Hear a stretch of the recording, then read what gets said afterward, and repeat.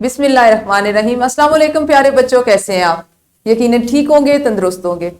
प्यारे बच्चों, हम पढ़ रहे हैं अपनी उर्दू और जमात है हमारी चहारम, जिसमें हमने अपने तीसरे सबक हजूर अकरम सल्लल्लाहु अलैहि वसल्लम बहैसियत मुअल्लिम का पांचवा हिस्सा पढ़ना है। यूं आज हमारा होगा सबक नंबर 3.5। सबक में शामिल हासिलात ताल्लुम कुछ इस तरह से है: अपना माफी ज़मीर रब तरतीब और दुरुस्त लबो लहजे से अदा कर सकें, अपने माहौल से मुतालिक किसी मौजू पर 2 मिनट की तकरीर कर सकें। अब माहौल से मुराद आपका इर्द गिर्द, आपका रहने की जगह, आपका स्कूल और वो मुआशरे की वो ख़ास चीज़ें या वो जगह जहाँ पे आपका आना जाना या जिनसे इस वक्त उम्र के इस हिस्से में आपका ताल्लुक़ ज़्यादा है।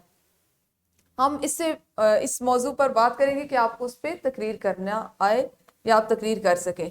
उससे कबल हम देख लेते हैं अपने सबक का इस्लामी नुक्ता नज़र, जो आज के सबक में कुछ इस तरह से है: अगर लोगों को फजर और इशा की नमाज का सवाब मालूम हो जाए तो घुटनों के बल घिसटते हुए मस्जिद में आए। ये बुखारी शरीफ से एक हदीस ली गई है कि वैसे तो हर नमाज की फजीलत है, नमाज फ़र्ज है, उससे हम उस पर बात इस तरह से नहीं कर सकते कि फ़र्ज नमाज वो है कि सबसे पहले हमसे उसका हिसाब लिया जाएगा, पूछा जाएगा। लेकिन हदीस के मुताबिक अगर लोगों को फजर और इशा की नमाज का सवाब मालूम हो जाए तो वो, यानी अगर वो इंतहाई बीमार हो, उठ के चल फिर भी ना सकते हो, चलने से भी कासिर हो, तो भी वो घुटनों के बल घिसटते हुए जरूर मस्जिद आएंगे कि वो इस फजीलत को, इस सवाब को हासिल कर सके। दोहराई कर लेते हैं, और दोहराई में आपने क्या करना है कि मेरा पाकिस्तान एक उन्वान दिया गया आपको और आपने इस पर मजमून लिखना है। लेकिन जमात में अभी आप क्या करेंगे, दोहराई के लिए क्या करेंगे कि मजमून लिखने के लिए सिर्फ एक खाका बनाएंगे। कल आपने मुख्तलिफ मौज़ूआत पर खाके बनाए, ग्रोही सरगर्मी के दौरान में उसी को जहन में लाइए और आपकी मुअल्लिमा जिस जिस बच्चे से पूछेंगी वो हाथ खड़ा करे और उनको बताए कि मेरा पाकिस्तान पर वो खाका किस तरह तख्लीक कर सकते हैं। वीडियो को रोकिए और दोहराई कीजिए।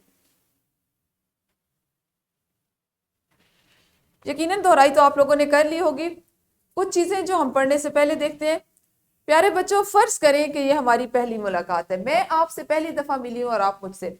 आमतौर पर ऐसा कब होता है, जब आप नई जमात में आते हैं और आपके मुअल्लिमा, आपके मुअल्लिम, आपके असातिज़ा कराम आपके लिए नए होते हैं, आप उनके लिए नावाकिफ होते हैं, नए होते हैं। आप मुझे अपना तफसील से तारुफ करवाएं।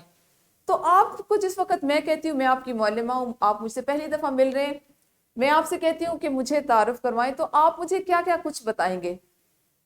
बिल्कुल सही, आप मुझे अपना नाम बताएंगे, अपनी जमात बताएंगे, और जी आप कहाँ रहते हैं, कितने बहन भाई हैं, आपके अब्बू क्या करते हैं, आपके पसंदीदा मशागिल क्या हैं, आप फारग वक्त में क्या करते हैं, और बड़े होकर आप क्या बनना चाहते हैं। ये और इसी तरह की दीगर तफासिल, दीगर मालूमात जो आप बताना चाहें, जो आपकी दिलचस्पी हो, जिसमें आपको दिलचस्पी हो बताने में, आप वो तमाम तफासिल मुझे बताएंगे। अब हम देखते हैं कि हमने आज इन बातों को लेते हुए पढ़ना क्या है। आज हम दुरुस्त लबो लहजे में रब्त और तरतीब के साथ अपना माफी ज़मीर, यानी हमारे ज़मीर में जो बात होती है, हमारे जहन में, हमारी सोच में, उसको हम अदा करने के साथ साथ किसी भी मौजू पर 2 मिनट की तकरीर करना सीखेंगे। ये हमारा आज का काम करने का वो एक चीज होगी जिसमें हम सीखेंगे, काम करेंगे। अब आपके पास है कि किसी भी दूसरे से किसी भी मौजू पर किसी कदर तफसील से बात करना, अपना माफी ज़मीर यानी अपनी राय, अपने ख्यालात का इजहार करना होता है। जैसे अभी हमने आगाज में देखा कि जब आप अपना तारुफ करवाते हैं तो आप ये बातें वो है जो पहले से आपके जहन में मौजूद है, आप बताना चाहते हैं और आप उनको एक तरतीब से बताएंगे। आप ऐसा कभी नहीं करेंगे कि आपसे कोई आपका तारुफ पूछे तो आप सबसे पहले ये बताएं कि मैं बड़े होकर डॉक्टर बनना चाहता हूँ, इंजीनियर बनना चाहता हूँ या मुअल्लिम बनना चाहता हूँ, मैं फलान जगह पे रहता हूँ, मेरे अब्बू ये काम करते हैं, और सब बातों के इख्तिताम पर आप उसको अपना नाम बताएं। बल्कि आप हमेशा क्या करते हैं, पहले नाम बताते हैं और उसी तरह से, उसी तरतीब से बाकी मालूमात बताते हैं। कहाँ से ये आपने सीखा? आपको इस बात का अंदाजा है कि कोई भी बात बतानी हो, करनी हो, तो जब तक उसे तरतीब से नहीं बताएं वो किसी को हम समझा नहीं सकते।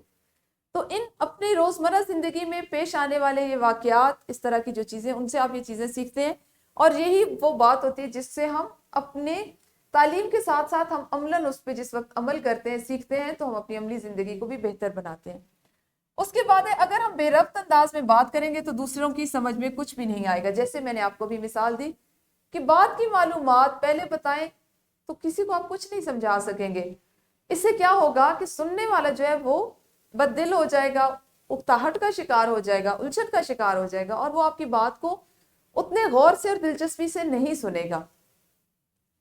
बेरब्त अंदाज में बात करने का मतलब है कि हम पहले कहने वाली बात बाद में और बाद में करने वाली बात पहले कह दें, जैसा कि मैंने आपको मिसाल से तफसीलन समझाया। इसका मतलब यह भी हुआ कि हम कोई भी बात करने से पहले अपने जहन में अपने ख्यालात को तरतीब दे लें। बहुत जरूरी बात है, कहा जाता है हमेशा, पहले तोलो फिर बोलो, यानी पहले सोचें और उसके बाद अल्फाज अदा करें। ऐसा ना हो कि आपने बात कुछ और करनी और बगैर सोचे समझे आप बात कुछ और कर दें। इसी को पहले तोलो और फिर बोलो कहते हैं, ठीक है। उसके बाद अब ये वो चीजें हैं कि जिनसे आपने अपनी मालूमात को, आपको अगर कुछ बोलने के लिए कहा जाए उसको तरतीब से बताना सीखा, और इसी को अगर आप किसी चीज को तरतीब से लिखते हैं उसको एक मखसूस अंदाज में दूसरों तक अपना अंदाज, जो आपकी सोच होती है, आपकी फिक्र होती है, उसे पहुंचाते हैं, तो ये आपका तकरीर का पहलू होता है, इसको आप तकरीर कहते हैं। इन्हीं चीजों को जहन में रखते हुए हम एक इनफरादी सरगर्मी कर लेते हैं। हर बच्चा बारी बारी जमात में खड़ा होकर अपना तारुफ करवाए। इसके कई फवायद हैं। पहला फायदा, आप में खुद एतमादी पैदा होगी। दूसरा फायदा, इसी को अगर आप वसी पैमाने पे देखेंगे तो ये आपका तकरीर का अंदाज लिए हुए होगा। तीसरा फायदा, वो लोग, वो हम जमात जो अभी आपसे मुकम्मल तौर पर वाकिफ नहीं, वो आपके दोस्त नहीं, वो आपकी शख्सियत से वाकिफ हो जाएंगे। और चौथा फायदा, आपको अंदाजा हो जाएगा कि आपका लबो लहजा कैसा होता है, आपकी आवाज की बुलंदी कितनी होती है, क्या आप तमाम लोगों को अपनी बात दुरुस्त अंदाज में समझा सकते हैं। तो ये वो चीजें हैं जो इस तरह की सरगर्मियां करने से, जमात में करने से आप सीख सकते हैं। प्यारे बच्चों, इस सरगर्मी को इंतहाई शौक से और दिलचस्पी से कीजिए। वीडियो को रोकिए और जल्दी से कीजिए। यकीनन इनफरादी सरगर्मी आप लोगों ने कर ली होगी। अब आप करेंगे एक गिरोही सरगर्मी। गिरोही सरगर्मी कुछ इस तरह से है कि तलबा के दरमियान तकरीरी मुकाबले का एहतमाम करवाया जाए।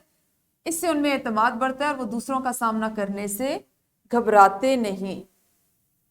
ये वो सरगर्मी है जो ग्रोह की सूरत में करेंगे।